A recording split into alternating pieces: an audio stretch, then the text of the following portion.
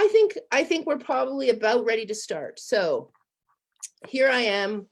My name is Ariel Gordon, and I'm the Promotions and Publicity Coordinator for University of Manitoba Press. Please, thank you so much for joining us for the launch of Sarah Carter and Nanci Langford's anthology, Compelled to Act, Histories of Women's Activism in Western Canada. And we're so proud to be publishing this book. Now, tonight, the editors will be joined by contributors Stephanie Bangarth, Cynthia Loch-Drake, Allyson Stevenson, Cheryl Troupe, and Carol Williams. Now, as I've said before, we're offering people that are audience members a 30% discount on the book, but only directly from U of M Press's site. And there's a discount code you have to enter, and I have shared that in the chat. So feel free to use that. That would be great. We'd appreciate that so much. Beyond that, our next event is Monday, October 26th for Civilian Internment in Canada, edited by Rhonda Hinther and Jim Machorak. And I will add that to the chat again. And that's another Zoom event, so please register in advance for that. After that, we have two events that the Department of Native Studies at the University of Manitoba is doing as part of their colloquium, which is this great long-standing class/lecture series. And this year they've pivoted online. So you can either attend as a Zoom or you can check it out via the Native Studies Department's Facebook page. So October 21, we have Brittany Luby presenting from her book Damned. And then on October 28th, Sarah Nickel will talk about the anthology she edited In Good Relation. So before I welcome Sarah Carter and Nanci Langford on screen to launch this beautiful book, I want to do a land acknowledgement. And I know that our editors and contributors and audience members are joining us from all over, but where U of M Press is located and where I am broadcasting from is in Winnipeg. And so I want to do the land acknowledgement for that place, because we're in any place online, but we are all individually in specific places. And so that's why I'm doing this one. So University of Manitoba Press is located on the original lands of the Anishinaabe, Cree, Oji-Cree, Dakota, and Dene peoples, and on the homeland of the Métis Nation. U of M Press respects the treaties that were made on these territories when we acknowledge the harms and mistakes of the past, and we dedicate ourselves to move forward in partnership with the Indigenous communities in a spirit of reconciliation and collaboration. All right. So Sarah Carter is a professor and Henry Marshall Torrey Chair in the Department of History and Classics and the Faculty of Native Studies at the University of Alberta. Nanci Langford is Academic Coordinator, Master of Arts in Interdisciplinary Studies at Athabasca University. She co-chairs the Alberta Women's Memory Project, an online resource on Alberta women for students and the general public. Now, their bios are actually like 6 times as long as that, and they are such accomplished and senior scholars, and we're so pleased to have them here tonight. So I'd like to have them both come up on camera, turn their cameras on and join us, and they will run the event. Oh, there we go. All right, thank you so much. I'll see you later. I think seniors is quite right. Thank you, Ariel. But Nanci, you take it away. Yeah, I would like to give a little bit of background to the book. Just so, I suppose it's the history of every book in some ways, but as with most projects, the book and the conference from which it was created started with a conversation about 10 years ago between Sarah and I. And I recall that it went something like this: we should really do a women's history conference someday. Yes, I agree. Let's do that. Let's talk about it later. And of course, later turned into a few more years. And we were finally ready in 2015 to commit to it and talk about it in concrete terms. I remember a lunch at Upper Crest, and some of you from Edmonton will appreciate that. And the two of us deciding that day that women's social and political activism would be our focus. We were worried about the number of scholars who may be interested and actually working on something related to this theme. We decided to take the plunge and put out a call for papers a few months later. We were really pleased by the response to the conference and the conference call, and really pleased with the new research that was to be shared at the conference. We are, of course, thinking of publishing a collection of papers that would come out of the conference. And before our conference was even held, we already had 3 university presses talking to us, interested in producing a collection. So we felt a little bit of pressure, I think. Our immediate publication that followed the conference, however, was on the Active History website, thanks to Erica Dick's involvement, I think, in the site and her work as an editor at the time. There, 7 presenters from the conference shared summaries of their papers, and they're not the same group exactly that are in the book. So if you wanted to see some of the other things, you could go to that Active History website. And then Sarah and I provided an introduction to that. A call for submissions to the collection went out shortly after that project, and the collection development process began, which took a number of years, right, Sarah? So you can explain the overview of the book, Sarah.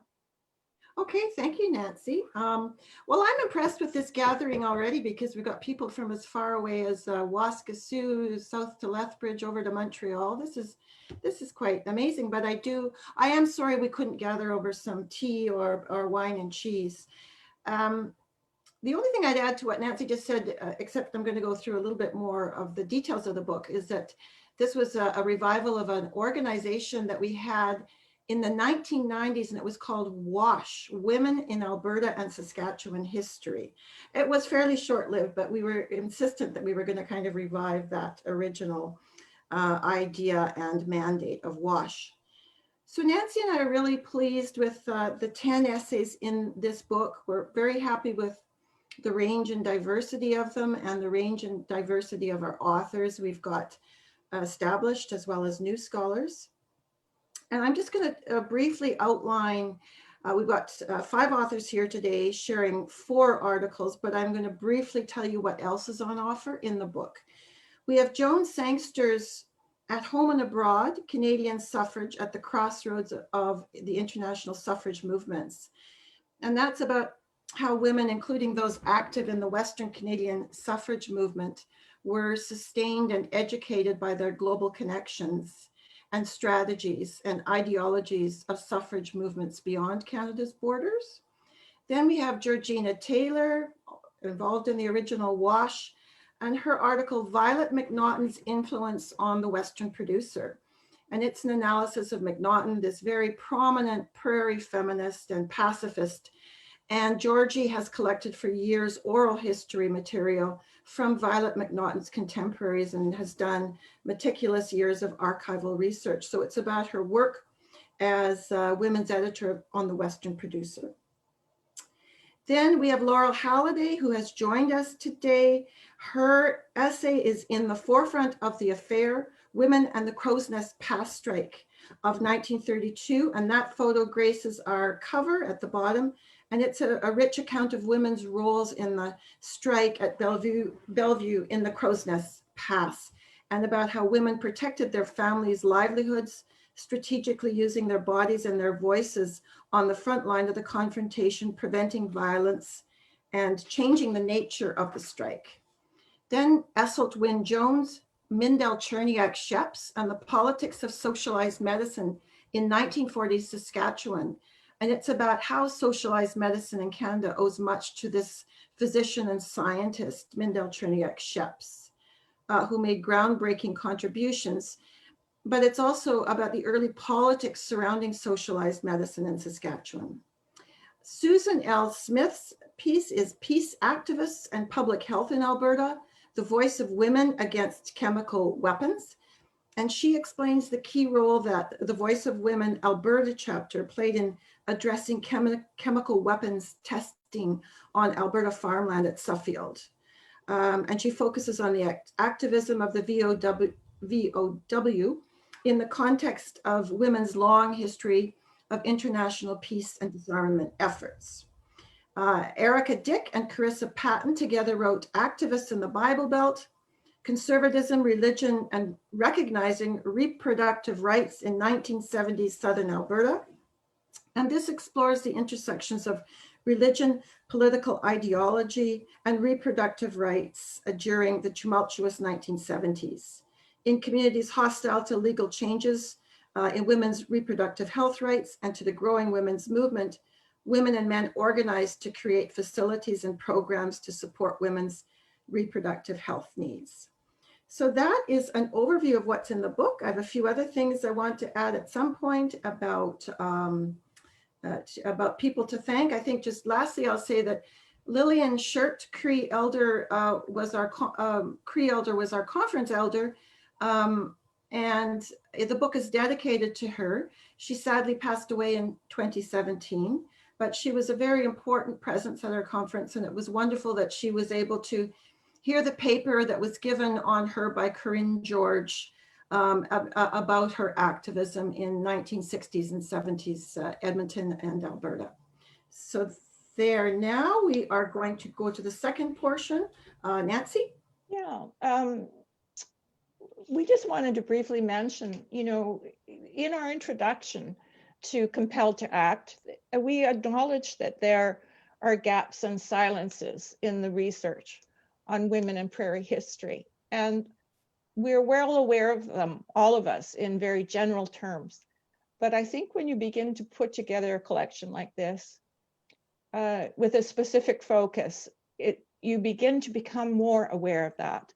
It really comes home to you, especially when you are trying to create a collection that represents diverse groups, perhaps different age groups, different types of communities. And so we were reflecting on that as we were putting together the book quite a bit, and quite worried about the fact that we weren't as diverse perhaps as we had hoped to be. And so we reflected on some of the reasons for that, and I'm just going to put it out there for you to perhaps come back to in the question and answer section as part of our discussion. And we were wondering about what are the reasons for this. First of all, we are aware that there's a smaller and smaller number of scholars, it seems, doing women's history work, specifically looking at women on the prairies. I'd like to hear what other educators are feeling, but it seems to me that that is actually a diminishing number as opposed to a growing number. We always have focused on, in our work, the concern about the lack of sources or the difficulty in finding sources. Certainly that's been a major focus of my work since the 80s, and some of you also in terms of, getting new collections into archives, making sure the sources are there for our students and for our own work, of course. And so the source issue is never really going to go away, I think, but it does in fact define our work in many ways. The other one that I have been thinking a lot about, and we raised at the conference when we had a think tank there of a number of people involved in women's history more broadly in the community, was the lack of support for women's history as a focus, both in academia and in general. And we have noticed a decline in the number of women's history courses. So we're wondering if there's a decline also in the support for the kinds of topics that our collection represents. In other words, not only a number of students who are interested or involved, but in fact, are other kinds of topics more current, more interesting? Are they being steered to other kinds of things other than looking at women's social and political roles? So I'm going to just suggest to you that we, come back to that topic if you wish in our Q&A. And I'd like to have you share your thoughts about that. And I'll turn it back to Sarah, who's going to introduce our first author, Cynthia Loch-Drake. Okay, thank you, Nanci. I'm very delighted to introduce Cynthia Cindy Loch-Drake. She received her PhD in Canadian history at York in a university in 2013. She's published articles about blue collar and white collar masculinities in Canada's meatpacking industry and is preparing a monograph that explores the lives of women packing workers during the era of national pattern bargaining following the Second World War.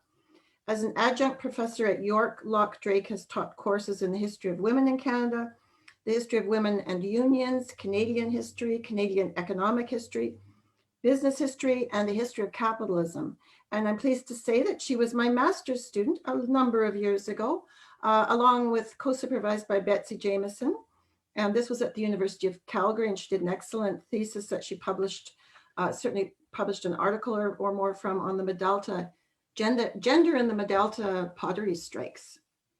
So Cindy, you are our first speaker, and I didn't give the title, so would you please give your title as well?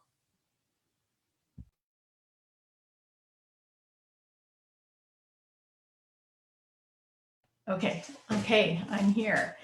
Okay, so the title of my paper is Labor Progressive, ? Political Opportunist, ? Betrayer, ? Contradictions in the life of post-war Alberta unionist Ethel Wilson.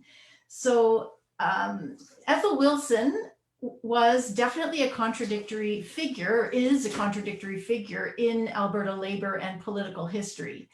On the one hand, she was an extremely capable and hardworking unionist who helped build a strong industrial union in Edmonton's meatpacking industry during World War II and in the immediate post-war years, like the late 1940s.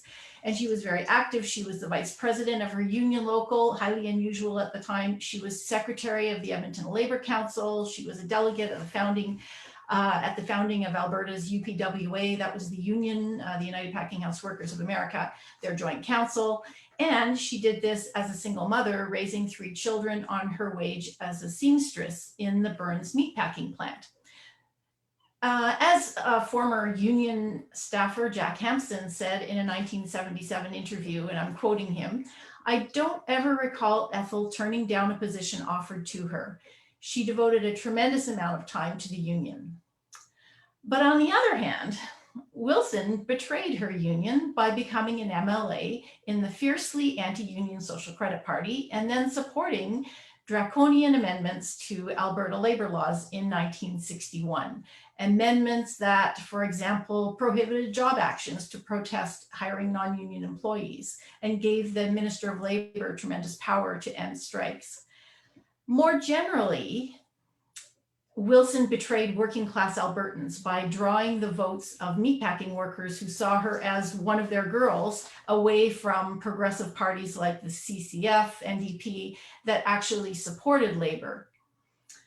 So historians on the left have either seen Wilson as right-wing or written her off as largely irrelevant because Alberta Women's Bureau, which she established, really didn't do very much to help women before the 1980s, long after she was out of politics.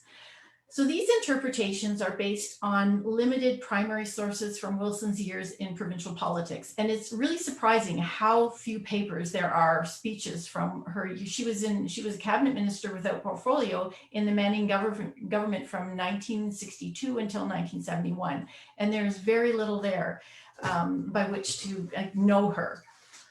My study draws on union records and interviews with former workers and union leaders, which gives us a sense of her union activism, which is the piece of her history that's been missing. These sources suggest that Ethel Wilson gave up union work and entered politics in 1951 because she was shut out of the most powerful positions in the union by the sexist attitudes of male union leaders. For example, in 1947, when she tried to put her name forward during the election of delegates to the powerful negotiating committee, which was one that met in Toronto, it was a national union, she was, and I quote, intimidated. In the staff report, it said, into withdrawing her name. And 2 years later, the union's Alberta staff man, Jack Hampson, dismissed her persistent criticism of her local's leadership with the comment, quote, "While she has nothing specific against the present executive, she feels that she was unjustly dealt with some 2 years ago, and being a woman, I guess she finds it very difficult to forget." So Ethel Wilson was really stymied, as she was very ambitious within the Union and poured a lot of energy into it, but was not able to get very far after the war. I argue that Ethel Wilson was a more effective advocate for women workers than has been recognized, and that her commitment to helping women and girls become more educated, more politically engaged, and economically independent was a central theme that actually connects her life as a unionist and as a politician. So this chapter in the book, it also emphasizes, the other piece of this is it emphasizes the role that Wilson's religious conversion to Pentecostalism played in shaping her approach to activism. So I argue that these beliefs help us or help explain Wilson's focus on building supportive one-to-one relationships with other women workers rather than forming a gender-based advocacy group in the Edmonton packing community, because as an evangelical, she believed that the real solution to world problems was personal salvation. Because this was a real question in my mind. Here she was really pushing women's rights, but she didn't form any kind of an organization to bring women in the plant together. She worked one-on-one. And I found this, her religious beliefs, to be the most compelling explanation. So I've selected a couple of excerpts from the chapter that I'm going to read and try not to go over my time here. But the first one is when she had her religious conversion. So, and I'll just read from the book. As she explained in the Canadian Pentecostal newsletter, and I quote, "Shortly after that wonderful experience, salvation and the baptism of the Holy Spirit, I was faced with the darkest years of my life. Left with 3 small children to support and having no business training and no experience in any field of employment, I felt God had deserted me. I did not know where to turn, but doors were opened where we least expected." So, so that gives you a sense of her, this really important conversion in her life. And then I'm going to read an excerpt where I interviewed a woman, Bernice, who worked and knew, maybe I'll just read it. On the shop floor, Ethel Wilson was a highly effective trade unionist because of her willingness to engage with workers about any problems they were facing. As a seamstress working in the laundry department, Wilson met workers in all areas of the plant because everyone had to drop off and pick up laundry on a regular basis. But she took a particular interest in the concerns of women workers. Sometimes she intervened directly on their behalf, but most often she encouraged, even prodded women to file a grievance when they felt unfairly treated and to get out and vote in union and community elections so they could have a voice. Bernice, who started working at Burns in 1952 at the age of 21, said Wilson, and this is a quote, "was very charismatic in her ways," close quote. She chatted with workers and was always interested in what was going on in their lives and was quick to help. Bernice said that for herself and many other women workers, Wilson was, quote, "a hero, somebody we could look up to," close quote. Bernice explained that at a time when UPWA was, quote, "a man's union," Wilson stood out as an example to women workers of how to fight for something in their workplace, despite criticism and opposition. Quote, "She got women to think for themselves, and the men didn't like that." Bernice said Wilson also encouraged and supported women workers who displayed an interest in or aptitude for union activism by telling them, quote, "Look, you can do it. Don't let them put you down." Wilson's encouragement inspired Bernice to become a shop steward and one of the few female members of her union locals executive when Bernice became secretary treasurer in the 1970s. And the next excerpt that I want to read is just a paragraph that kind of captures what Wilson did when she was cabinet minister, the kinds of things that were important to her. In her work as a cabinet minister, Wilson's emphasis on creating organizations that could empower women to help themselves, especially by becoming politically engaged, is consistent with her activism as a unionist, and again appears to reflect the evangelical imperative of helping others find and empower themselves so that they might find spiritual salvation. During her years in government, Wilson established Alberta's first women's shelter, Hilltop House, an annual girls' parliament to teach girls about the political process, an aid program for families with children who had disabilities, as well as Alberta's Women's Bureau, which she envisioned as an institution to provide research about women's issues in accessible language, particularly about laws that affected them. As Wilson's daughter explained, these were her mother's pet projects. So I'll just finish by saying, I'll just close by saying, I had some notes here. I think this chapter helps us see more clearly how the limiting patriarchal cultures of the packing house, the union, and government helped to produce the contradictory strategies of this woman who was so determined to improve opportunities for women and girls in post-war Alberta. So thanks. Thanks very much, Cynthia. Excellent summary of a very complex chapter and a very complex story. And I was intrigued by, as you say, the contradictions in her life. And to some extent, I was pleased that she was able to make some progress despite the enormous obstacles. And thank you very much for your discussion of your paper.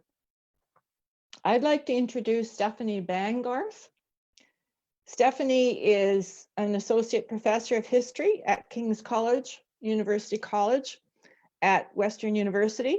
She completed her PhD at the University of Waterloo in 2004. She is also an adjunct teaching professor in the Department of History at Western and a faculty research associate with the collaborative graduate program in migration and ethnic studies at Western. Her research examines the role of human rights, social movements, and migration in 20th century Canadian history. Her dissertation research focused on the Japanese community in Canada, and her article in our book is an extension, I believe, of that focus and that research. So Stephanie, take it away. Great, thanks very much, Nancy. And thanks to you and also to Sarah for including me in this volume. And I'd also like to extend my thanks to Rhonda Hinther. Yes, so this chapter, in fact, was sort of a side project out of my dissertation written so long ago. And I came across these wonderful columns written by very intriguing women in the North American Japanese press. And they were advice columns written by women, for women, and their families. And it didn't quite find a way into the larger project, but I'd always wanted to do something with it. And it is probably one of my greatest satisfactions so far in my career to be able to have this, this research published now in this very impressive volume with all of these very impressive contributors. So my chapter title is Ann Nisei and Sue Sada, Negotiating Race, Gender, and Family in the Nikkei Press of North America.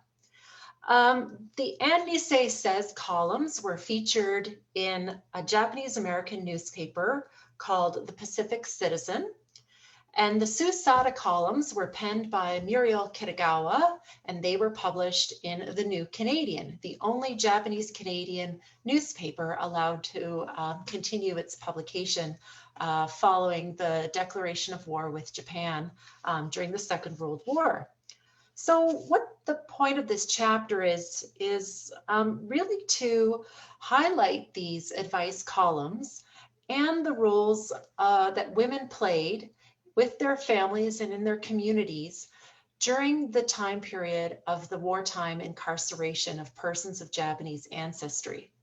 There often isn't a lot of focus on women in that particular period. We tend to just really lump all of the Nikkei, the North American persons of Japanese ancestry, into one group and speak of the incarceration as a kind of a monolithic event.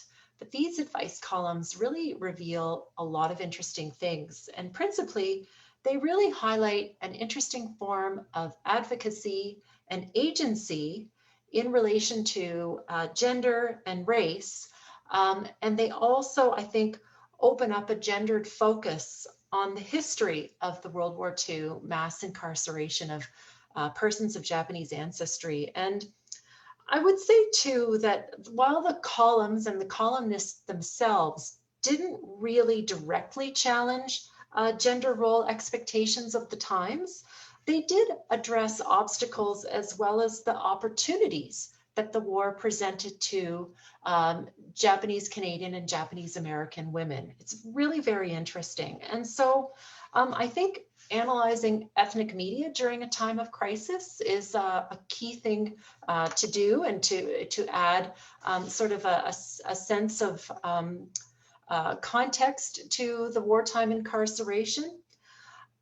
This study, I think, also by focusing on women's journalism by way of the Japanese Canadian and Japanese American community press, broadens the conception of social activism. I think it's really imperative to reveal Nisei women's voices, which are largely silent in the wartime literature and often portrayed, as I mentioned, as a homogenous group in successive many scholarly studies of the incarceration.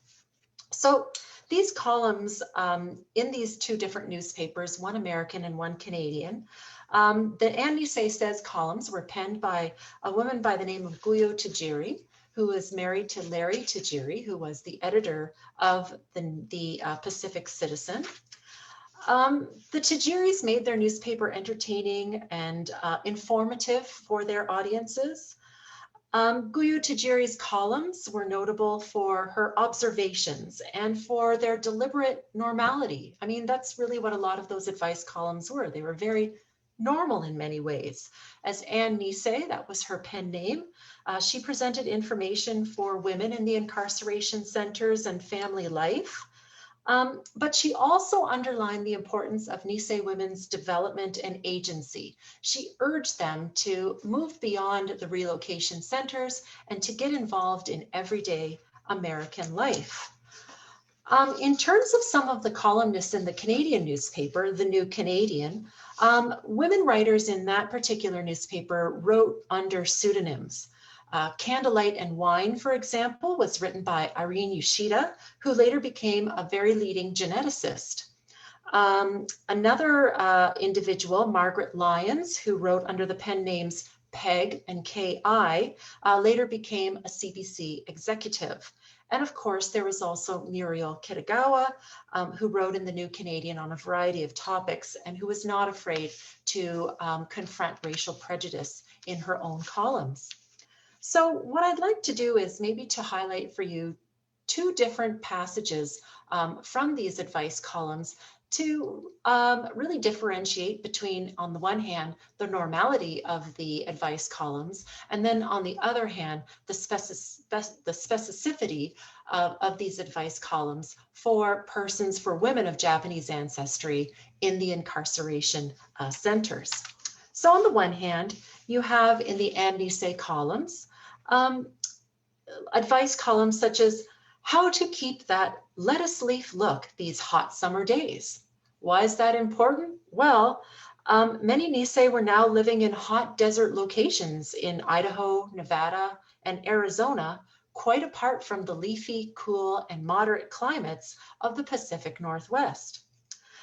For example, as well, the Pacific Citizen's November 18th, 1942 issue featured a knitting pattern for a child's sweater, and another column featured style notes for expectant mothers. On the subject of Nisei women's physical appearance, Ann Nisei sagely noted that, and I'm quoting here from my passage, most any girl can be good looking if she tries, but some need more camouflage than others. She then went on to advise her readers to make notes about all face and figure faults and then to devise the much needed camouflage. They were to start with the figure. Are your hips too large? Jot that down. How about your feet, legs, ankles, calves? Are your hands large or small? How about your weight? How about your hair, your eyes, your mouth, your neck? If you do jot down all your face and figure faults, you may be surprised to find that you're as nice looking as you are, considering what's wrong with you. Ann Nisei was also very blunt, such as in this 1943 column on makeup, lady, be yourself and face facts. So on the one hand, Nanci columns were not dissimilar to any advice columns that would have been revealed in a lot of women's magazines of the day. But on the other hand, they did reveal a lot of advice specific to women in the incarceration centers. So where the Nanci and Susada columns differed significantly from their mainstream Caucasian counterparts is in the advice pertinent to the situation of the Nisei, how to cope with life in the so-called relocation centers and in the isolated towns of the British Columbia interior, and later on, how to manage reintegration into new communities across the prairies in the United States and Canada.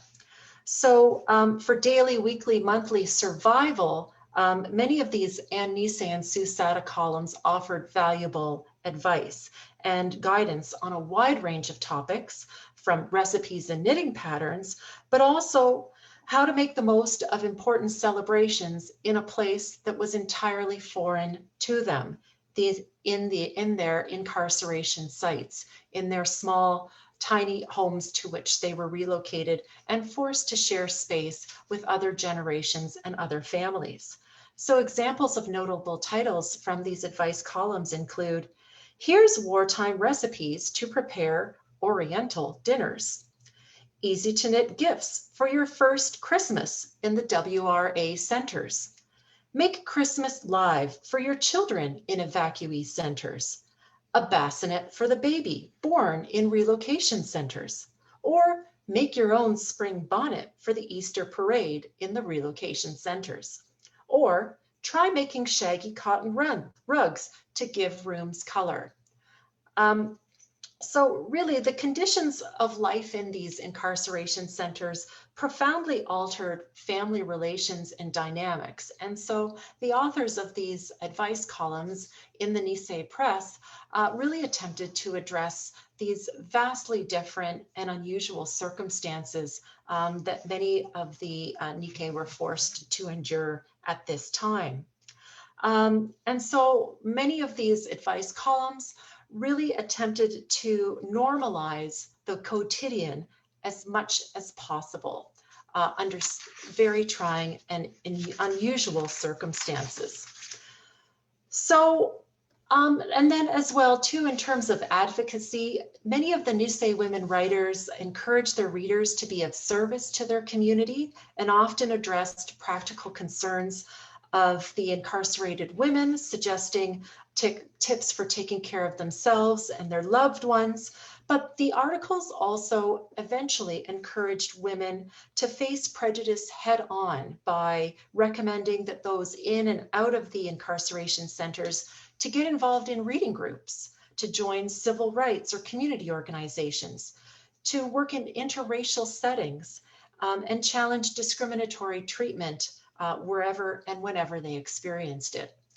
And so I really believe that these advice columns really offer, in many ways, a lot of interesting historical advice, but also practical advice when you think about it today, about how when you are in a situation that is a crisis situation or a challenging situation, how to face that with a great degree of practicality, but also with normalcy and some grace as well too. And I think that's what some of these very interesting advice columns reveal. And I'm once again very thankful to the editors for allowing me to be part of this collection and to share this intriguing research with you.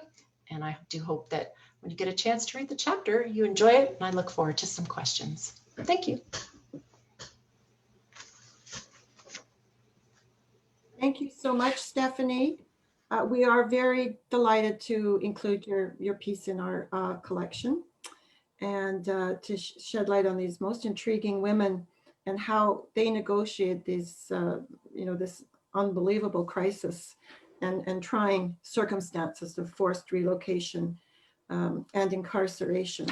And like many of our papers, Nanci and I are pleased that it's taking us sort of beyond or into the 20th century.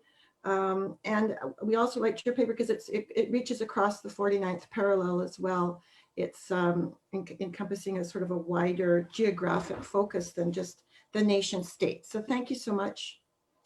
So next, I'm going to introduce our co-authors, Allyson Stevenson and Cheryl Troupe. And so I'll begin with Allyson.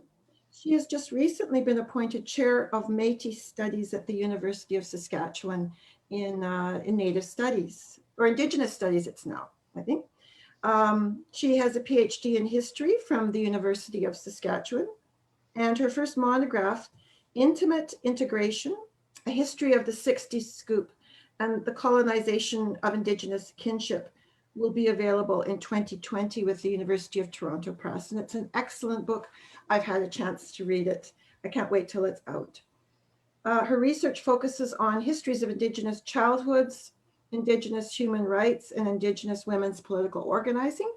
And she's proud to be able to raise her family in the territories of her Métis ancestors near Kinistino, Saskatchewan. And Cheryl Troupe is an assistant professor in the Department of History at the University of Saskatchewan. Her research centers on 20th century Métis communities in Western Canada, merging Indigenous research methodologies with historical geographic information systems to focus on the intersections of land, gender, kinship, and stories.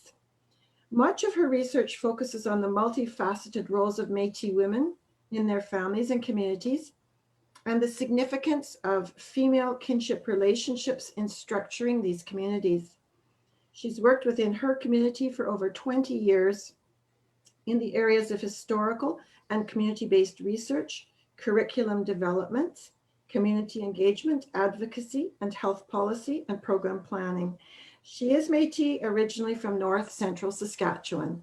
So Allyson and Cheryl, please take it away. I will mute. All right, thank you, Sarah. So Allyson and I are going to go back and forth here a little bit. So I want to start by thanking the University of Manitoba Press and Ariel for organizing this event, and to thank Sarah and Nanci for asking Allyson and I to speak today and to be a part of this important collection. So Allyson and I both presented separately at the organizing conference in 2016.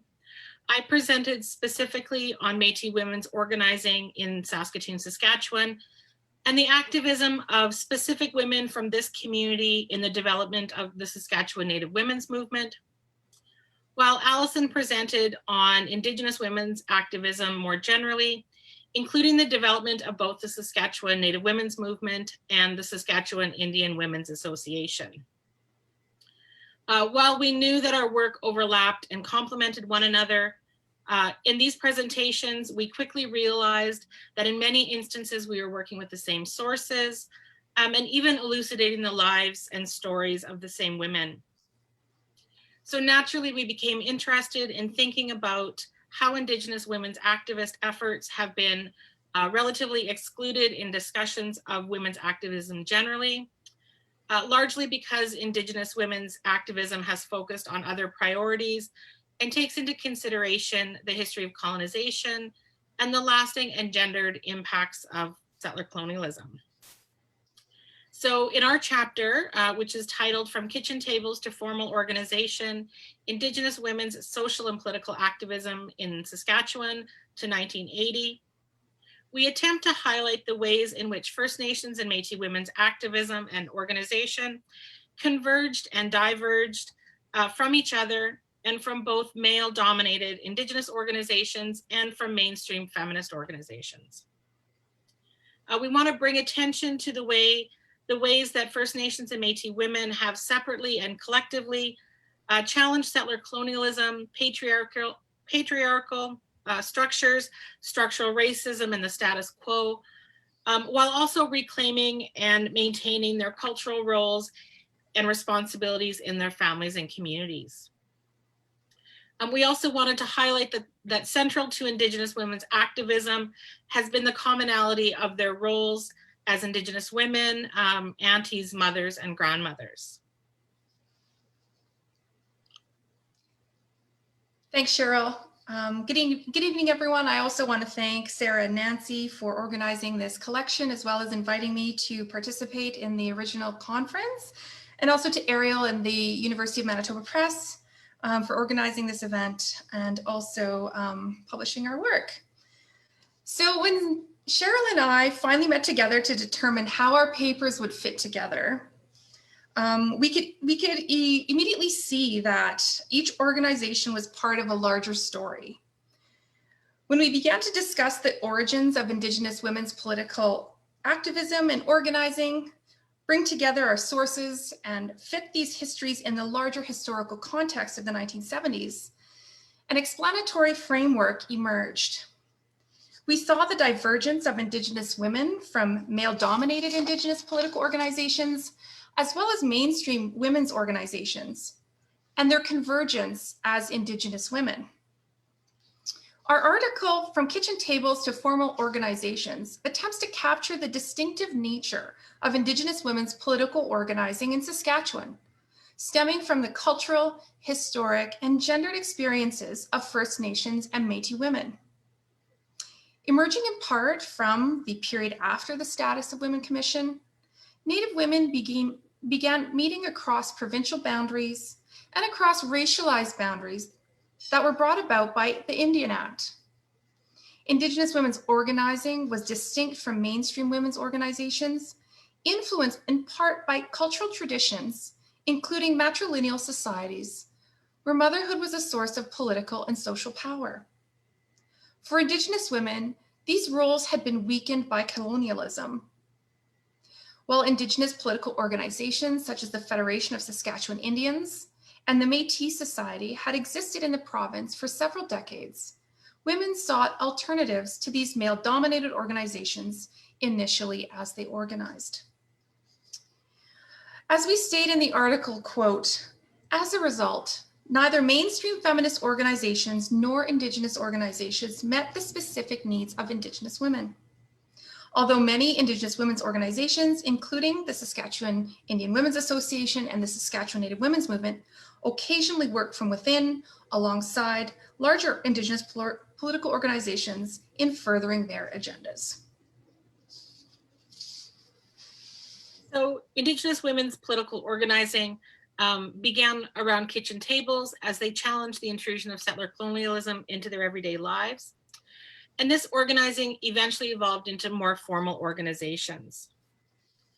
Issues important to women at this time, both First Nations and Métis, urban and rural, on and off reserve, included housing, social conditions, education, the lack of urban services, marginalization, the impact of racism, and for First Nations women in particular, treaty rights, the impact of the Indian Act, and conditions on reserve.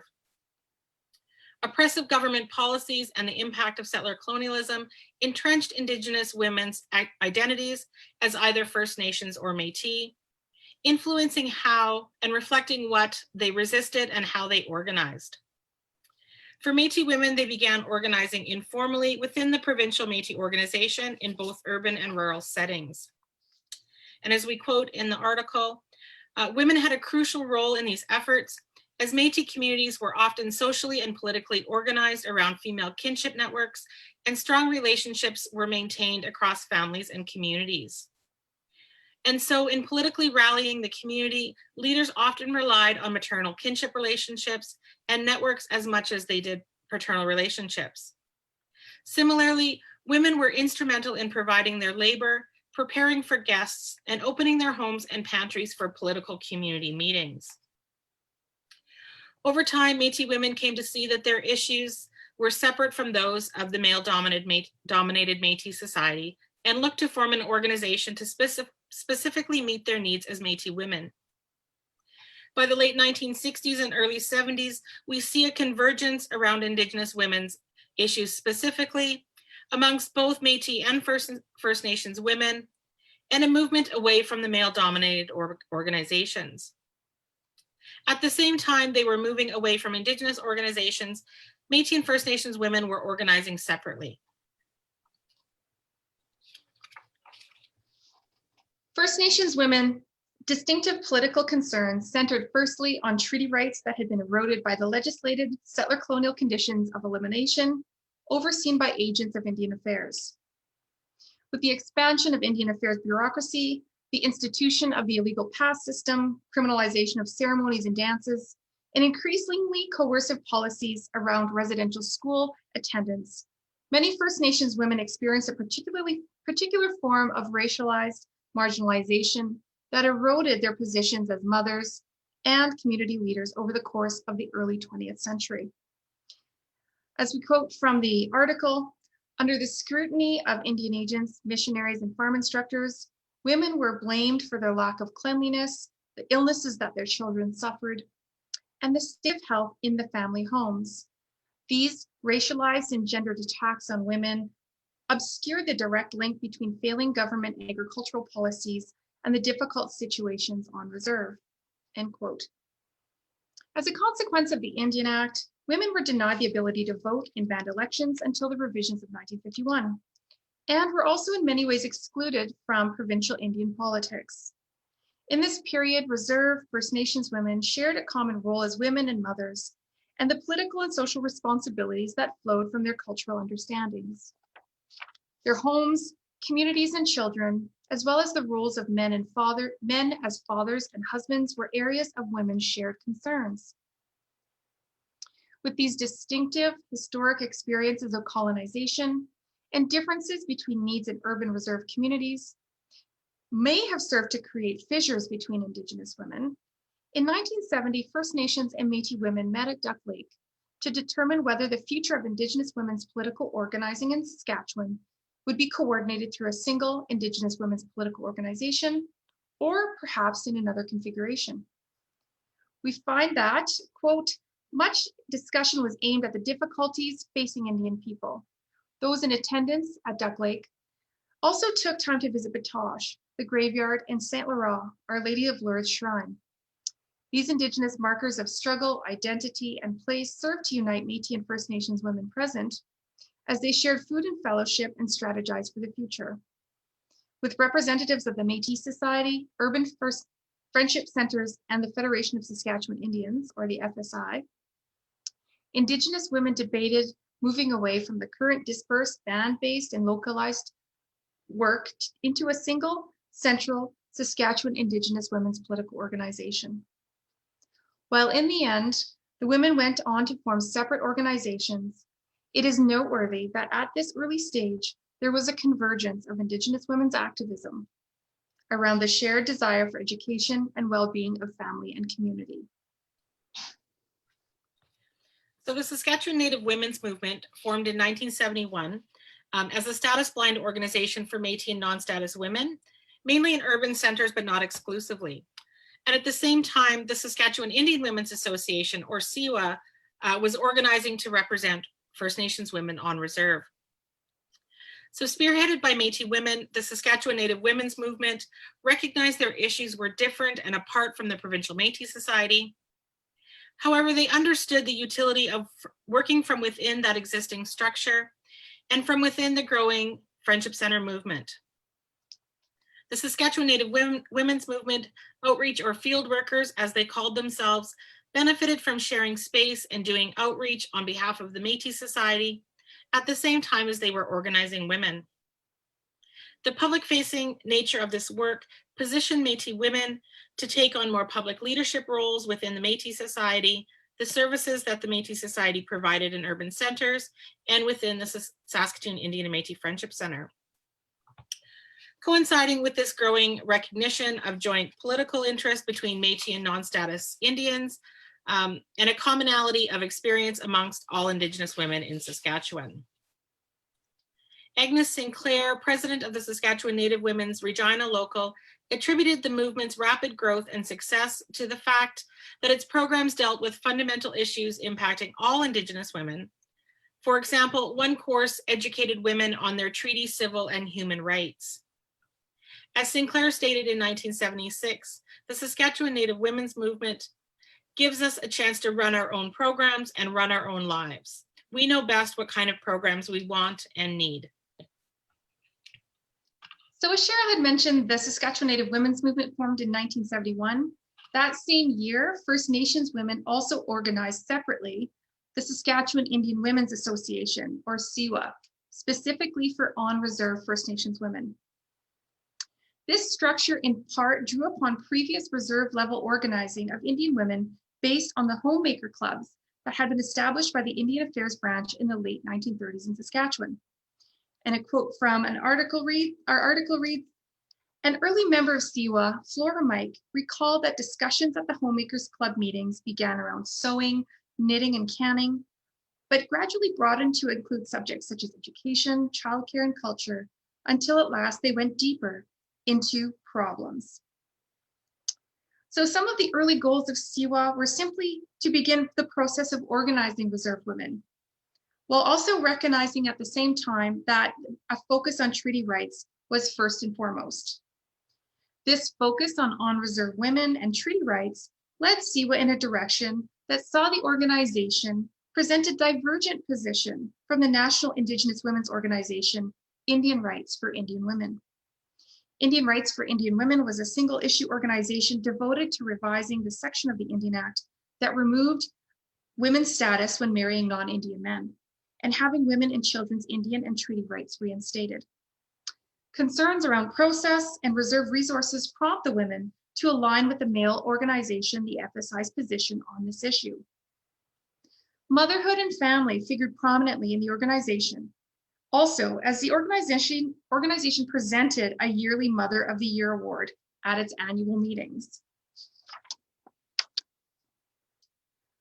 So we find that throughout much of this period, SIWA sought to increase their political influence in the provincial organization of the Federation of Saskatchewan Indians, which is now known as the Federation of Sovereign Indigenous Nations. In much the same way that the Saskatchewan Native Women's Movement sought increased influence in the Métis Society and the Friendship Center movement. SIWA sought to contribute to advocacy work around treaty rights, but also secure increased support for community initiatives such as housing, childcare, and education, in addition to continuing their work dismantling sexist stereotypes prevalent in settler society. So in our article, we conclude that, quote, the province-wide work of Métis and First Nations women in the 1960s and 70s extended that empowering family structure into the community, while the women share commonality as Indigenous women. Historical and social divisions among and between First Nations, Métis, and non-status women remain powerful in limiting the convergence into a single political voice in this period. So thank you. I hope you enjoy reading our article.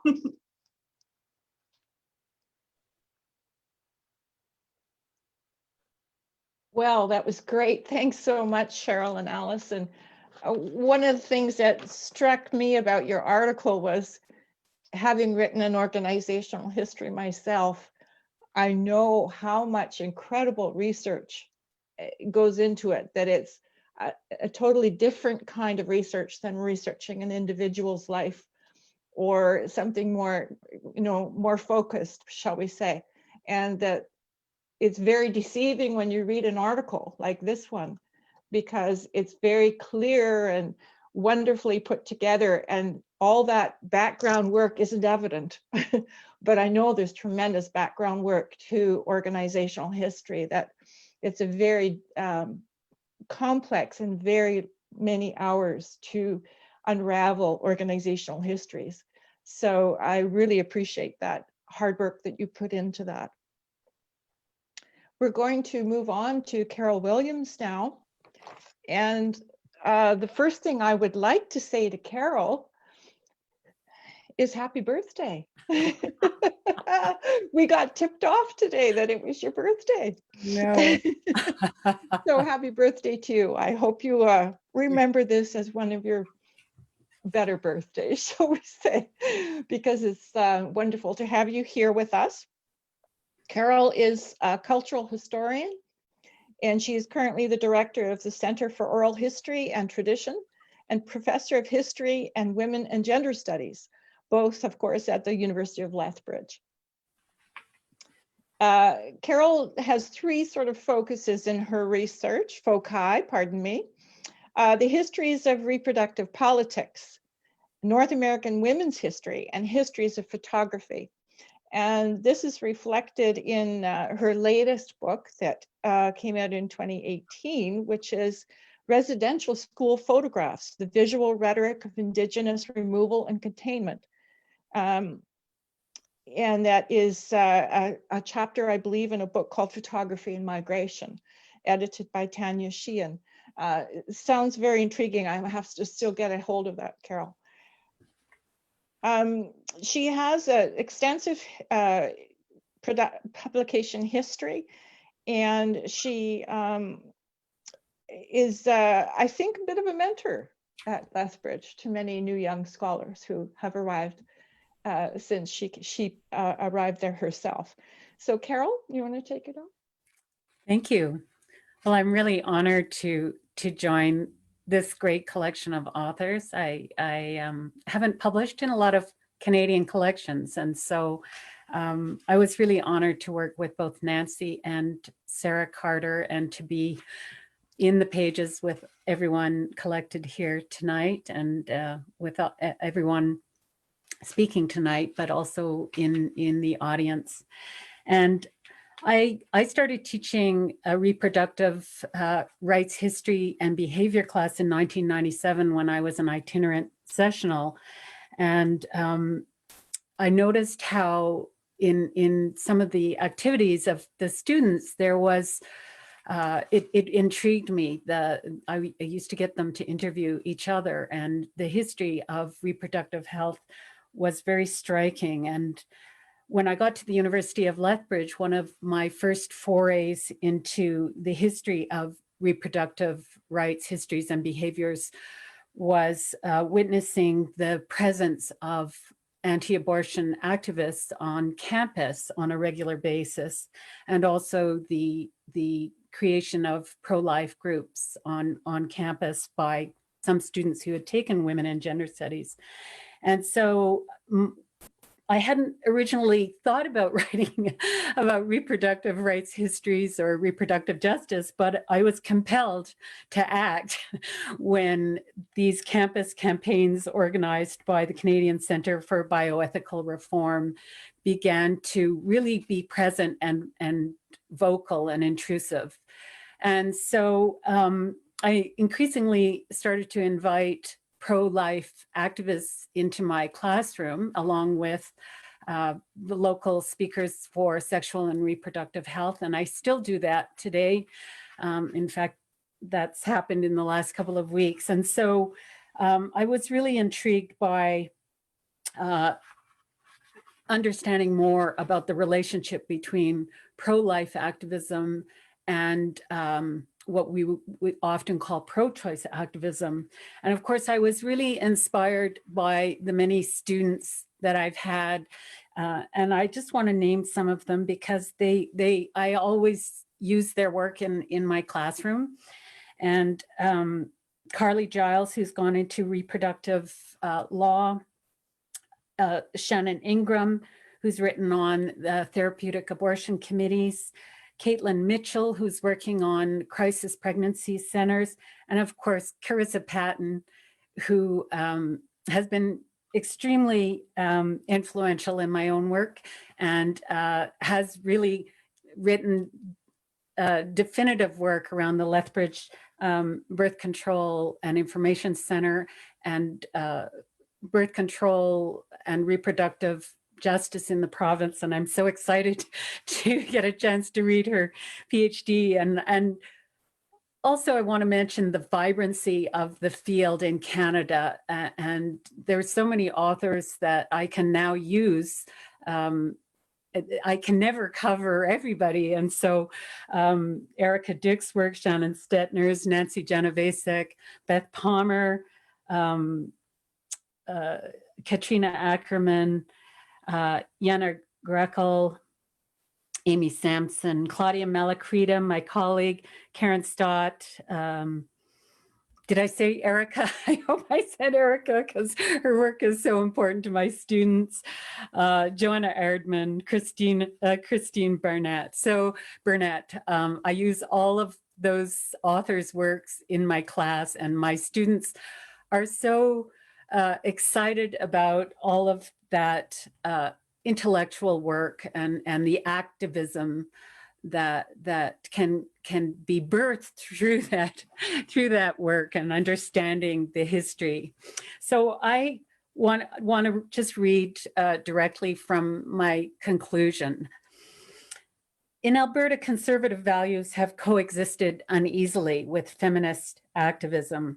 This occurred not only during those years when eugenics were politically endorsed, but also since 1969, when the partial decriminalization of abortion and the liberalization of contraception was introduced by amendments to Canada's criminal code. In the early 1980s, pro-life feminism, such as that mobilized by groups such as the Alberta Federation of Women, I can't even read my own, United for Families, found buoyancy and affirmation within increasingly conservative political milieu. Historian Linda Gordon believes that the political and social resistance to pharmaceutical birth control and abortion is a reaction to popular acceptance of the fluidity of gender, in addition to feminist critiques of sexual and gender normativity.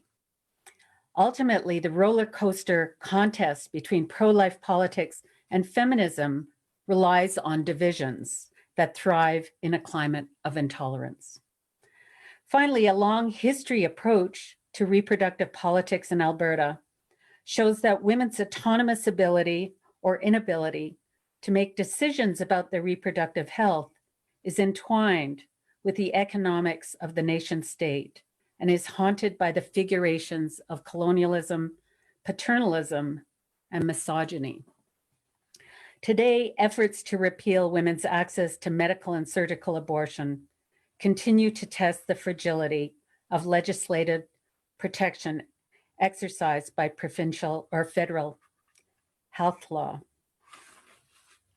My account in the chapter ends with evidence of contemporary campaigning precisely to show how debates over reproductive autonomy remain unsettled. Witnessing the strides made by feminist health activists in the 1960s and 70s, pro-life advocates became vocal in their opposition to reproductive autonomy or choice, so-called choice, by the 1980s. To attract more women and youth into the fold and to rebrand the pro-life movement as woman-friendly, pro-life advocates appropriated the human and civil rights assertions of feminism. In rural Alberta, the so-called soft rhetoric of the family and the value of traditional motherhood is readily embraced by male-dominated political conservatives and ennobled by leaders of small faith-based populations who restrictively define family as male-headed, economically self-sufficient, and heteronormative. So the history of reproductive rights and justice in Alberta benefits from a review of how socio-cultural investments in the human body and sexuality were animated, not only by civic actors such as doctors, nurses, or elected politicians, but more significantly, how they were perceived by non-experts attached to non-governmental organizations. Policies of conservative leaders have historically converged with the cultural politics of non-state actors, including eugenic advocates, eugenic feminists, anti-abortion organizers, journalists, and conservative churchgoers who crafted, quote, rhetorical campaigns celebrating the traditional nuclear family, and who, by the 1990s, pushed, quote, a policy program that relied on the unpaid work of women in the home for its success. A long missing piece in the popular understanding of this landscape is how feminist grassroots activists refuted traditional thinking and conservative family values in their endeavors to provision comprehensive reproductive health in Alberta. And here I would like to just say again that the importance of the work by Erica Dick and Carissa Patton, as well as Kristen Burnett, is really critical in bringing our students a new generation of learners about this history up to date on how this feminist activism is so critical in changing local attitudes in the province to reproductive justice. However, over the past decades, women's radical and progressive activism has been addressed by historians to beneficial effect. Yet women's organizational advocacy for conservative traditional family values has been segregated from the analysis of women's progressive activism, in that the activism of conservative women in Canada has been passed over as more of a minor player in reproductive health history. So one of my influences in thinking about this topic was Catherine Blee, whose groundbreaking 1991 publication, Women of the Clan, sought to understand those women whose progressive scholars might characterize as distasteful. And quite honestly, that was one of my motivations for inviting pro-life activists into the classroom, because I felt that by not being in the same room, somehow there was, we had a capacity as people who support access to reproductive health to dehumanize those individuals. And I wanted my students to hear what their voices as well. So this chapter reveals the activism of conservative women requires a deeper exploration. And I feel like I'd love to do some interviews in Alberta with conservative women who have long supported anti-abortion perspectives. Conceived as intersectional, the historical narrative of reproductive health activism moves beyond a mere enumeration of federal or provincial legislative change and away from the simplistic binary for or against choice.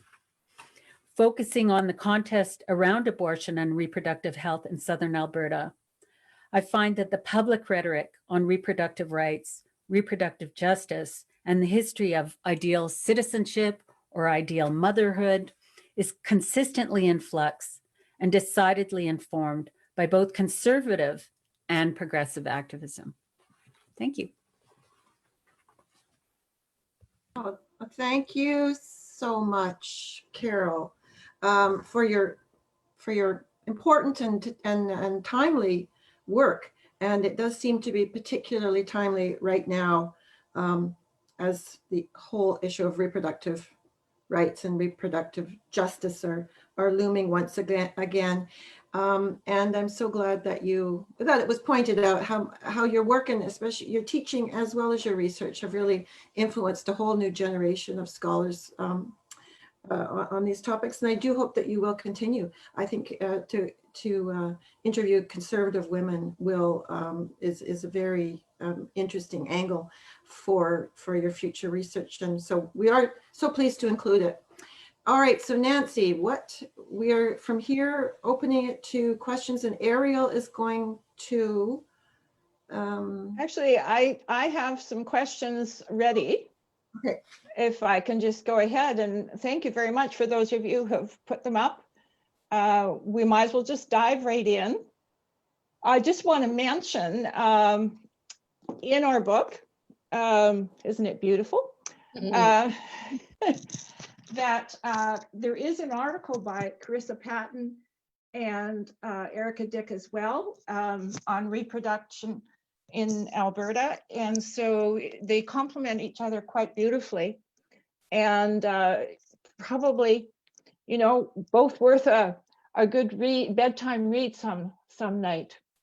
So I encourage you to read them, not necessarily back to back, but I think they complement each other in a way that they really give you an excellent picture of the 70s and 80s and 90s in Alberta and the very divisive campaigns that were going on. Our first question is from Kara, and her question is, I wonder if in examining or revisiting the advice columns if something surprised you or reminded you, this is for Stephanie, of something important about your original research. Stephanie, can you speak to that?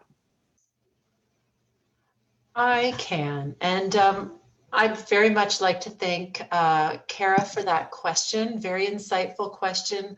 Full disclosure, I had the immense privilege of teaching Kara some time ago, and is truly one of the great graduates of our history program at King's. So thanks for that very insightful question. As always, Kara, I'm not surprised.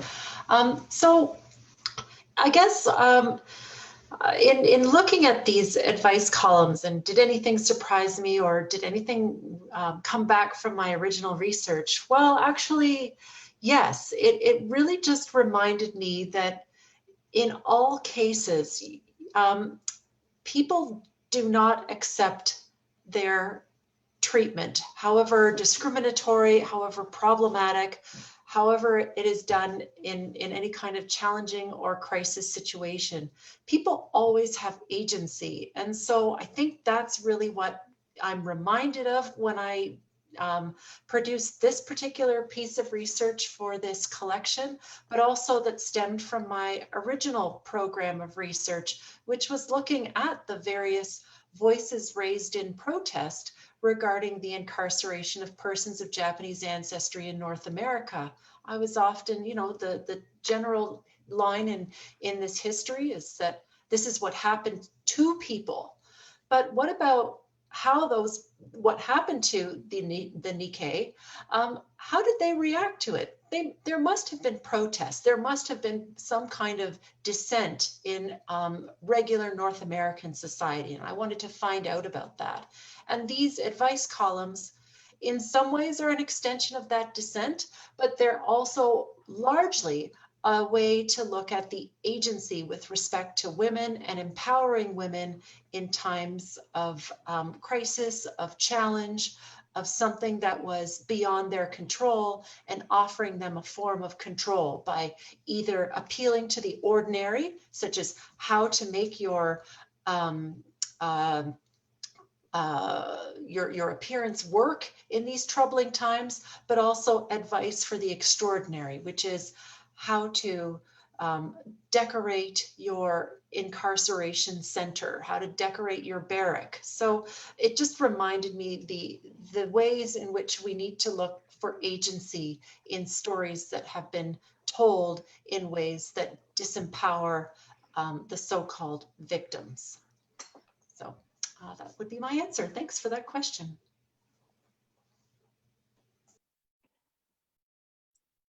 Thanks very much, Stephanie.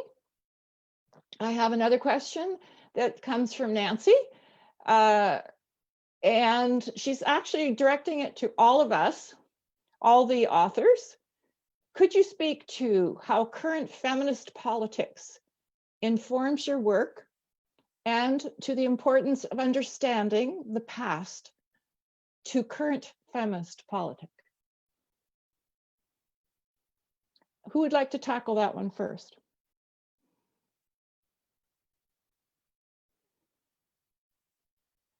Okay, Cynthia. Oh, Cheryl, great. Yeah, so that's a great question. So I think from my perspective, current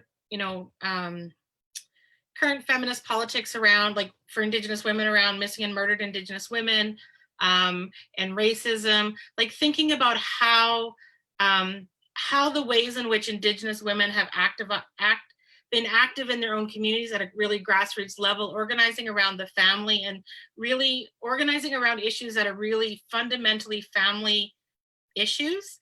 I think that comes through so much in how they organize, how their activist efforts in their organizations. And it's the same thing that we see today, I think, with people that are organizing around those issues. It starts in the family and it just builds from there. So the way in which Indigenous women are organizing today is no different than the way that they were organizing, a generation ago or 2 generations ago. So that's what I see anyway. So Thank you. Go ahead, Cynthia. Thanks.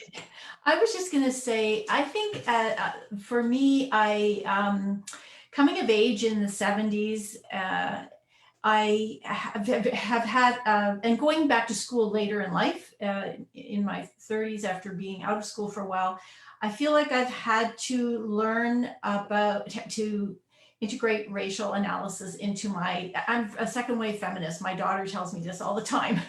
And, or like I've had to overcome those ways of thinking. And so I find I have to struggle to find my, find my way, and feel like I need to step back and like in the classroom, giving a lot of space for, of course, issues around race. And so I feel like I'm learning from the very rich feminist movement today, current feminist politics. I feel like I'm learning a lot from that. I think I'll leave it there.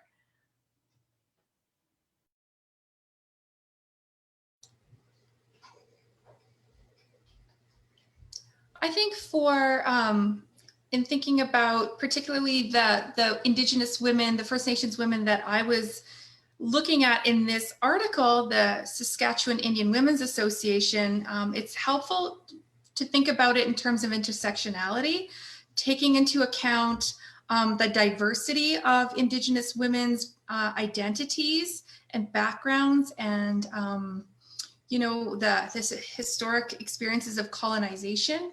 And in addition to intersectionality, of course, settler colonial studies and gender theory is also really helpful in understanding, you know, the perspective that these women were coming from in part, but also, of course, these analytical tools are really helpful, but then grounding it for First Nations women in their understandings of treaty and their own Indigenous First Nations oral histories of the meaning of treaty, the roles of women, cultural roles of women for First Nations women, whether it's Cree or Saulteaux women, and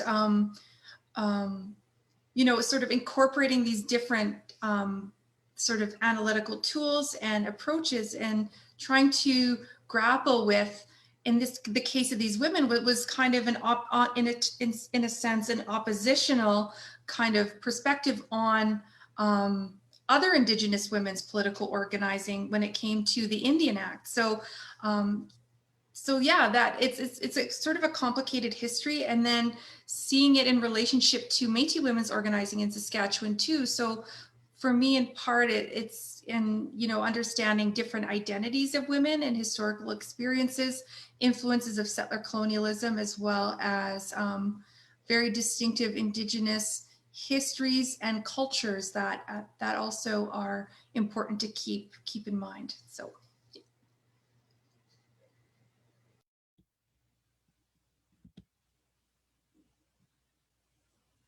Oh, it's Carol's going to say. I was actually going to ask Nanci if she could repeat the question. Sorry about that, but Sure, I'd be happy to. Let me open it again. So could you speak to how current feminist politics informs your work, and to the importance of understanding the past to current feminist politics? I did actually want to say something about that, because of course the classroom is where I get taught about contemporary feminism, although I'm an avid watcher of the political landscape around reproductive justice and health and access to services down in the United States right now, because the change is coming. The end of Roe v. Wade is coming. The legal decision that granted access to abortion to American women. But I think what really interests me is this notion of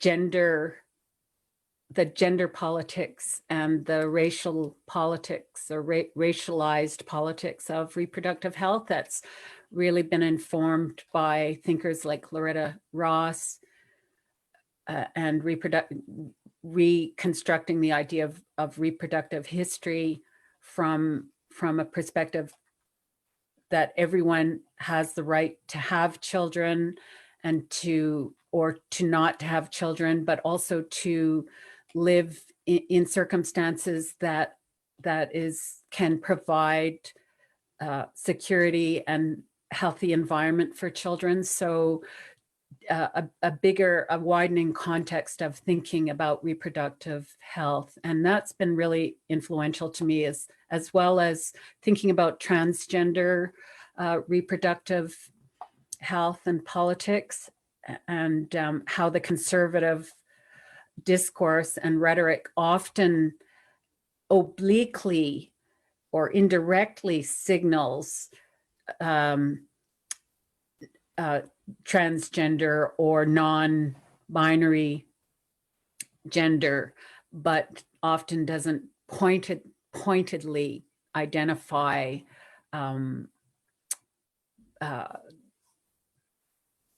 or doesn't really link reproductive health to transgender people or those who are queer or non-binary in gender identification. So those kind of issues have been really important for me to rethink my topic. But I'm often impatient with the reduction of the debates around reproductive health and health services to that concept of choice and pro-life versus pro-choice. And there's been a lot of discussion about that. And I know other people in the field, the history of reproductive health and have been discussing that. So.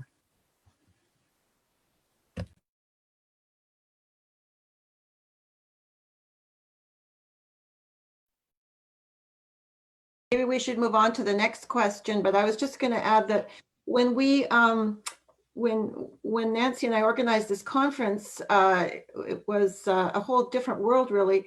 It took place in October 2016, and how the world just changed a few weeks later, because we had the election, of course, the American election. When we were organizing it, we were more on top of the world with people like Rachel Notley in power, the thought that the US might have a first woman president. And now the situation has changed so much. We have very few women premiers to no women premiers. We have Premier Kenney, who's actually publicly said that intersectionality is a kooky theory. And so the world has changed so much, but there's other hopeful signs, and such as the marches and organizations and protests. And I think it galvanized us even more to dig our heels in and really try to showcase this work that would inspire a new generation, I hope. Yeah, Sarah, I think Cynthia Loch-Drake might want to answer this question as well. Cynthia? You mean the question about yeah, current feminist politics informing my work and the importance of understanding the past? Do you feel you've said what you want to say, or? Yeah, there's a question in the chat.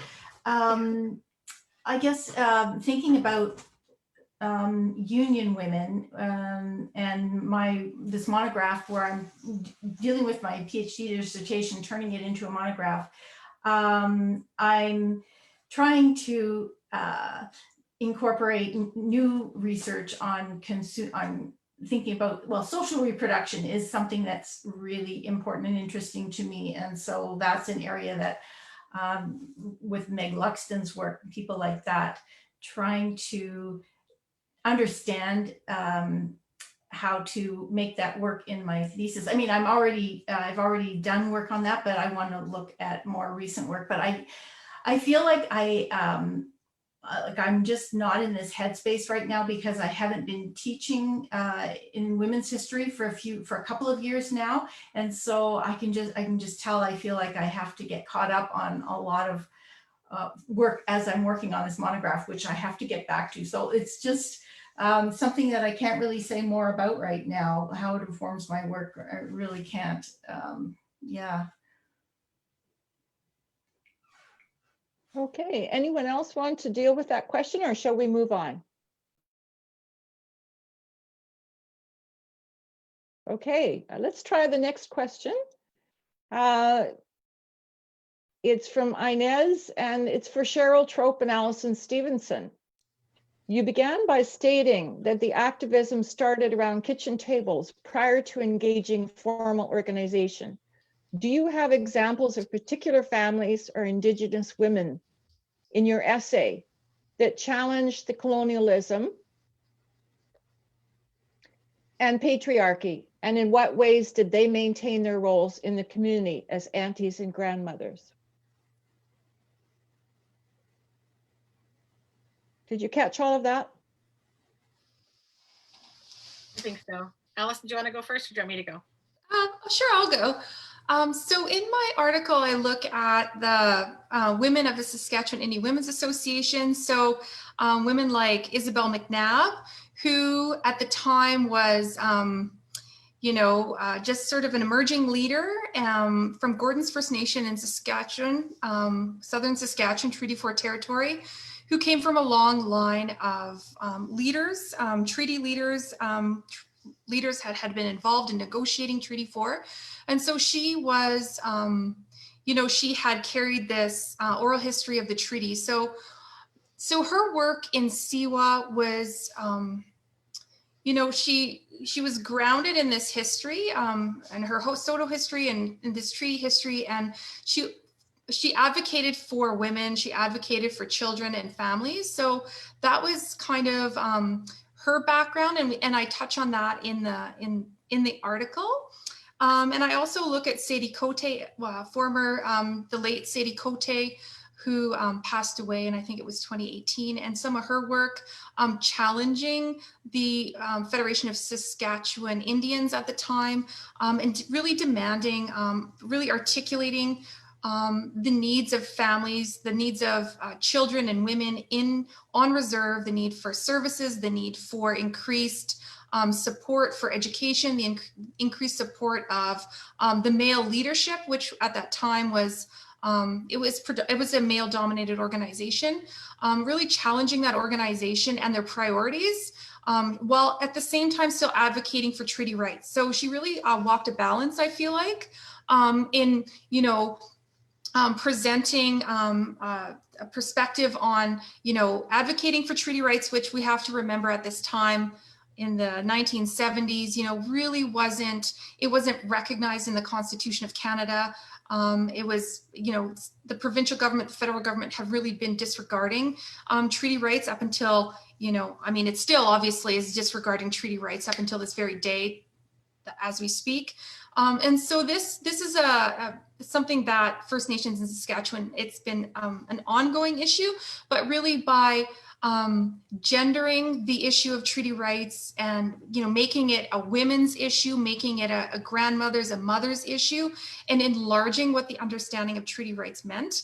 I think that's some of the things that the women were really engaged in doing, was expanding from a mother's and grandmother's perspective, what it meant to, honor those treaty rights when it came to women and children's needs in the communities and on reserve.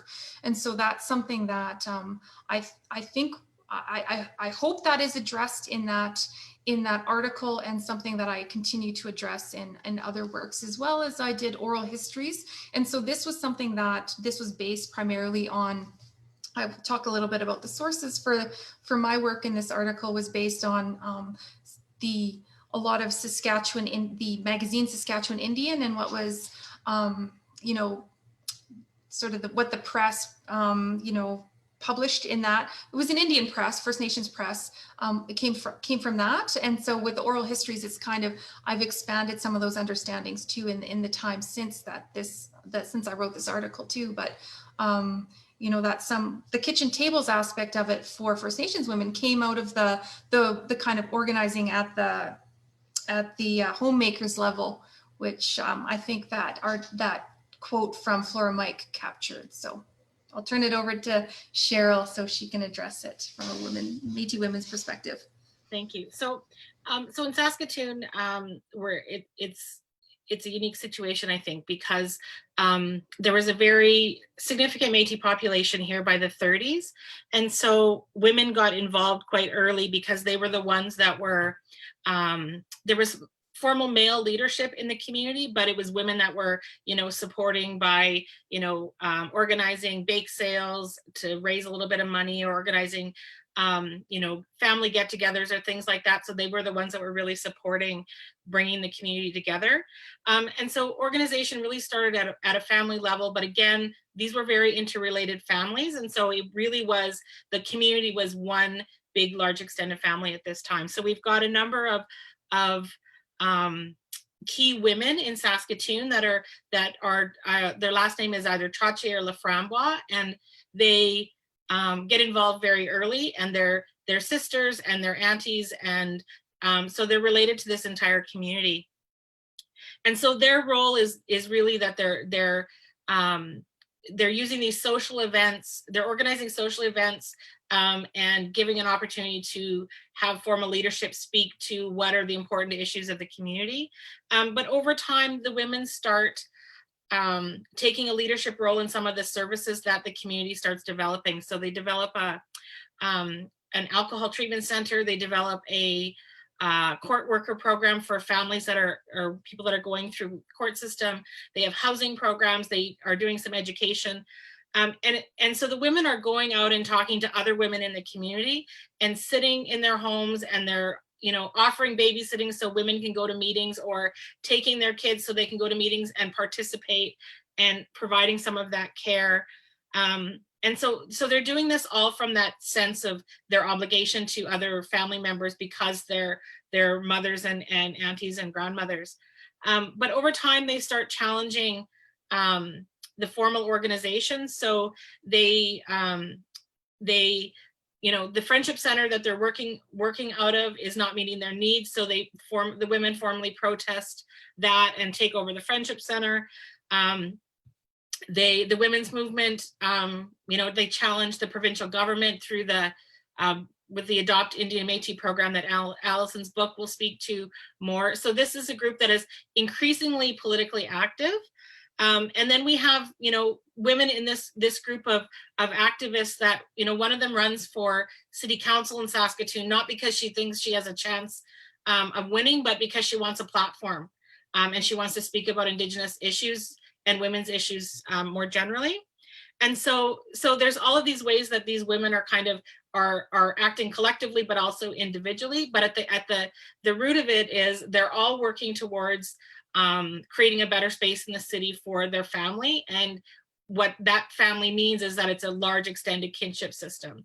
And that is very much the way that this community continues to operate. And some of these women that were involved in the 60s and 70s are still the people that we consider our community leaders today. So yeah, thank you. Excellent, thank you very much. We have a question for Stephanie.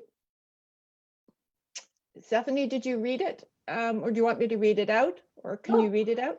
I saw that, Nancy. Thanks so much. Yeah. So did I discern any differences in terms of the continuities or differences in the advice columns for Canada and the US? So certainly, yes, I've examined the work of Valerie Matsumoto, which led me really to think more about the advice columns in Canada. And I really think that where the more interesting divergence occurs is in the fact that while the Anne Nanci columns in the American newspaper recommended personal individual responsibility and positivity with respect to discrimination, I would say that the columns by Sue Sada and Muriel Kitagawa in the Canadian Japanese newspapers were particularly strong and unflinching in their criticism of the Canadian government and in encouraging Nanci women to do what they could to combat racism, but also to forward Canadianism. or Canadianization. So discrimination, of course, affected Nisei women on both sides of the border in very similar ways. The advice columnists really, in Canada, really approached this in a very different way. And I think that's also partly due to the fact that the approach towards the incarceration was very different in both countries. Whereas American Nisei were allowed to return to their homes on the West Coast by 1943, thanks to a series of Supreme Court decisions, Canadian Nisei would not be allowed those same civil and human rights until after 1949. So it was all well and good for Anne Nisei, for example, to recommend to American Nisei women to incorporate as much as they could into regular American life. Those and going to school and taking up jobs to represent Nisei women all across the United States. Those same opportunities were not available to Canadian Nisei women by virtue of the human rights violations that extended well past the end of the Second World War. So those, I think, were some really interesting divergences to note, which speak greatly to the difference in the histories on both sides of the border. So thanks for that question. Thanks very much for that answer. We have posted another question that's gone to all the panelists. If you want to read it, and someone can choose to respond.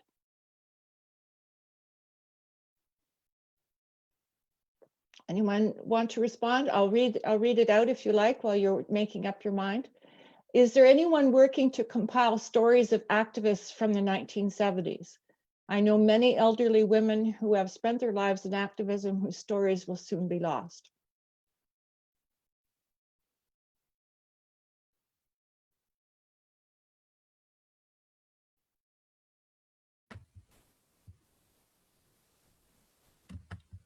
Well, I just wanted to mention that the work that Carissa and Erica, talking about reproductive health activism is from the 70s. So the Lethbridge Birth Control and Information Center and the Calgary Abortion Information Center, that those women were active in the late 60s and 70s.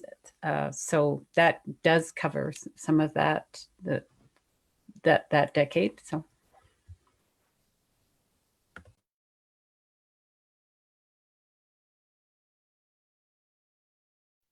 Anyone else want to answer that question? Sure, I'll just say that the research that I've done goes from the 1940s through to the 1970s.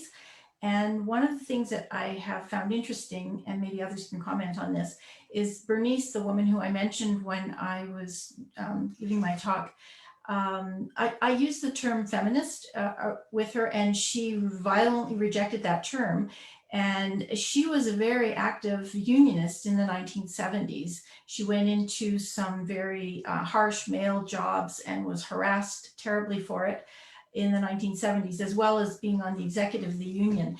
But she didn't like that term. And I'm just, as someone, maybe Carol, doing research on Alberta in the 70s, just that discourse of feminism and the way it gets constructed in Alberta, or is Alberta that distinctive? So I just wondered if anyone else wanted to comment on that. And my research is this packing house. I wouldn't be collecting a lot of stories on different things, but I might consider doing some more research on women in the meatpacking industry in the 70s to add to what I've got. Great, thanks very much. Anyone else want to address that right now? Okay, we do have a question that I think Sarah should answer. So, are you ready, Sarah? Here we go. Erica Dick has sent a question to the editors in particular. You mentioned gaps in the scholarship that you encountered in assembling this collection, but also concerns about the decreasing focus on courses about women's history. Now that the book is behind you, what do you see for the future of women's history in the Canadian West?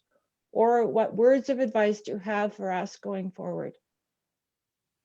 Nanci, I think you should answer that, but I could take a stab. Yeah, at where I teach at the University of Alberta, we've lost many scholars, professors, faculty members who've taught in the field of women and gender history, and not just the Canadian West, but through retirements, European women's history, US women's history. We've lost, well, Frances Reaper retired a few years ago, and we've really not replaced her in women's history. In many ways, the situation is quite grim, I think, with all of our budget cuts, but there's one step forward. We've hired an excellent young scholar, Sarah Nickel, who is doing a lot of work also on Indigenous women's activism. So there's reasons for optimism. And women and gender studies do seem to be doing reasonably well also at the University of Alberta. So, I mean, it's not an entirely gloomy forecast, but yes, indeed, I do worry about where's the relief team when we retire, which we're planning to very soon. I hope that there will be a relief team, and I think through the process of this book we can see a lot of hope for a future generation. I'll add my 2 bits. Yeah, I see the same trends, Sarah, that you do, where, certainly at my institution, women's history was a fairly strong presence for a while, and it has diminished.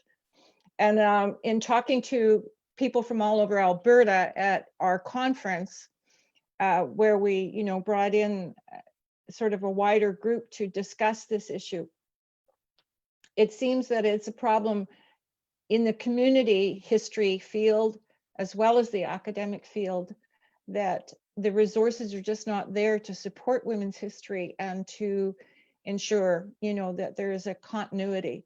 And so I think it's something that we were all very concerned about in 2016, and I don't see it improving dramatically by 2020. I still think that, the book itself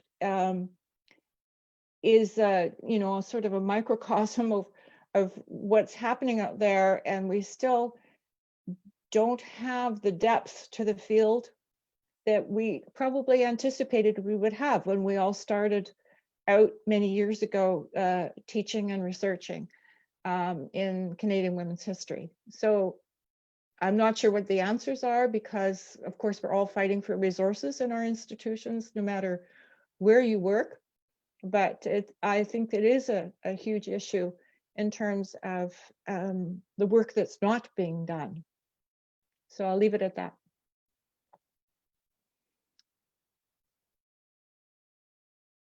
Now I'm going to open up our question and answers and do one more. So let me see here. I'm still here. Sorry, I took my video off.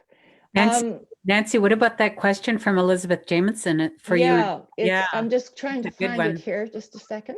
Oh, for Nanci and Sarah, or the other one? She's got 2 up here. Oh, I see one for you and Sarah. Yeah. Okay. Do you want to try that one then?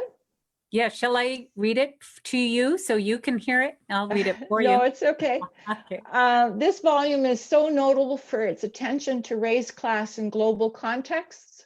How is your work on the conference and the volume different from earlier efforts to represent women's activism?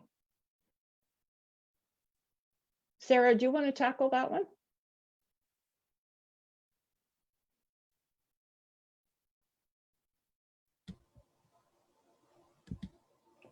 Sorry, could you just repeat that? Sure. Sure. So Elizabeth Jameson is asking. Yes. This volume is so notable for its attention to race, class, and global contexts.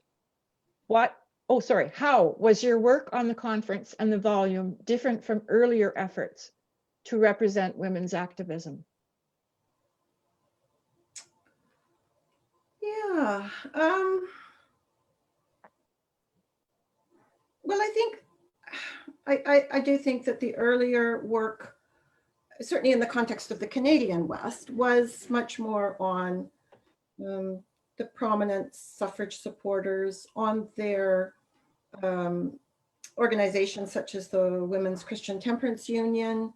And a lot of that work was, quite frankly, done in an earlier time, in the 70s and 80s. And so I think the work that's represented in this volume and in the newer generations is really quite dramatically different from how these histories were approached in the, in the 70s and 80s. And I think I'll just leave it there. I think in other regions, though, I mean, there was more attention through, say, the 90s and beyond on issues of race and ethnicity, and there was sort of an absence of that kind of analysis, intersectional analysis in the Western Canadian context. But I think that is now very, very obvious, or much more evident than it was.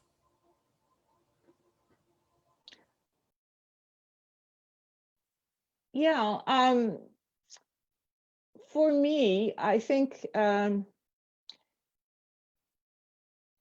don't see it as being so much different as perhaps our awareness about the need for more voices, our awareness of the fact that it's more difficult to create conferences and collections that represent the spectrum of experience, voices, cultures, languages is probably greater than certainly when I first started as a scholar. And so I think we're making, in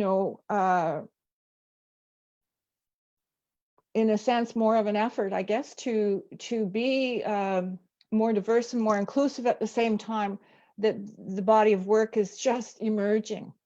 And so I think that's part of the issue for us when we started the conference planning, and when we also then, of course, moved to the publication, that I think 10 years from now, there might be a more robust body of work, but at the present time, it was at times difficult to present the full spectrum as we had hoped to do.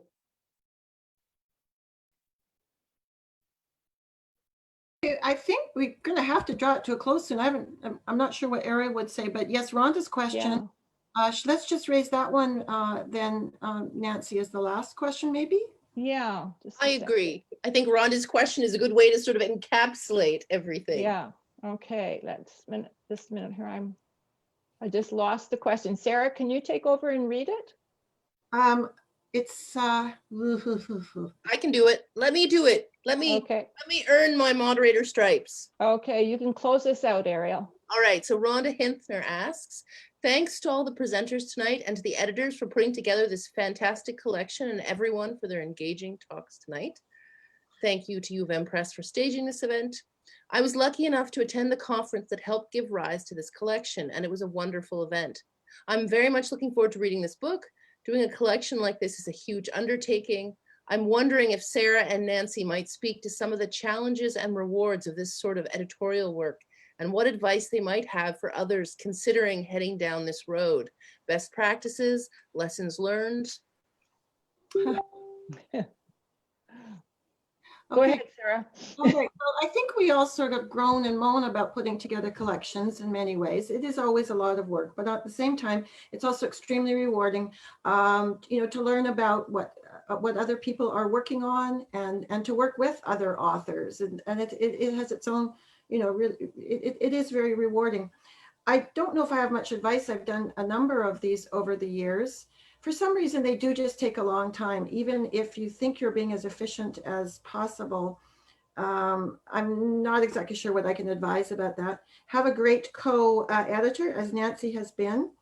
And I guess delegate as much as you possibly can. I'm not sure what I can say about best practices or lessons learned or priorities. It really helped to have a very efficient press, the University of Manitoba Press, that set out a lot of deadlines for us. And all of our authors were really super in meeting all those deadlines. I'm not sure what else I can add. This was a very positive experience for me. Yes, I have to say for myself as well, it was a very positive experience. At the same time, it was a lot of work. And I think my advice is to carve out a little piece of your life for it for about 3 or 4 years, because that's essentially the process. When you do a collection, because you're working with 10 authors, everything takes more time. And so that surprised me, the difference between that and producing your own writing, right? Was the time that's invested in communication and organization and administration and keeping everybody moving along was a bit of a surprise for me. And so you have to be patient with the process, and you have to invest 3 or 4 years in it. Mm-hmm. Otherwise, it was absolutely wonderful. We were lucky to have some fantastic authors, and everybody was, terrific in responding to requests and staying on schedule. And as Sarah mentioned, having a schedule is really important. So, whatever press you work with, make sure they give you a tight schedule that you stick to, because that really worked for us, for sure. I'm just going to add, I want to thank Claire Thompson. I'm not sure if she's still with us, and Melanie Marvin, who helped with the book. There were others who helped with the book and the conference that I'm too numerous to mention, but Rhonda Hinther does deserve special thanks as well. And we're, of course, very pleased to be launching her book next. So that's a very good introduction. Her book and Jim Maturik's, which is October 26th, and I've thrown the link in the chat. So unless Nanci and Sarah, you have any final closing comments, I think we can call this book launch done. Oh yes, thanks to Gretchen Albers as well. Laurel Halliday just reminded me. Oh, she did a fabulous job of editing our book for us. And Barbara Romanek at the press. Yes. Yes. Barbara is beyond compare when it comes to copy editing, and she was extraordinary. In fact, I want to thank the press, because working with University of Manitoba Press was wonderful too. It was really a good process and wonderful people. So thanks a lot to them. Well, thank you for that. We really appreciate it. I know Jill McConkey has been watching this event. So, and I think a couple of other staff members are there too, but it's been so great to work on this book, and now to see it properly launched, pandemic or no pandemic. It's not the same as gathering in person, but I know it's really nice to spend some time talking through this book and to celebrate it a little bit, and all of the work, all those 3 and 4 years of carved out time from all the other things that you guys were doing as the editors and contributors, right? Like that's a lot of work, and we appreciate it. Yes, okay. So I just have one request in the chat from Elizabeth Jameson for the link to Jim and Rhonda's event, which I've shared there. But otherwise, I think we can call this done.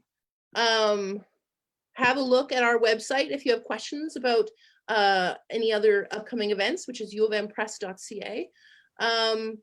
But thank you so much to everyone. I'm so pleased to have spent the evening with you. And I think it was a beautiful, intricate ballet of people coming in and coming off. And yeah, I think I really enjoyed myself, and I hope all of you did too. So does everybody want to come on and wave goodbye? Well launched. Bye. Bye, everybody. Bye, everybody. Bye. Stay well, stay safe. Yeah. Bye, everybody. Thank you. Thank you. We missed, Allyson missed the wave, the first wave of the waves. Thanks to all our contributors and to everyone. Bye-bye. Bye-bye. Bye, thank you. Thanks, everyone. Thanks, editors. Thank you. All right, you're left with just me, so that's my signal to turn the event off. Thanks again. Bye.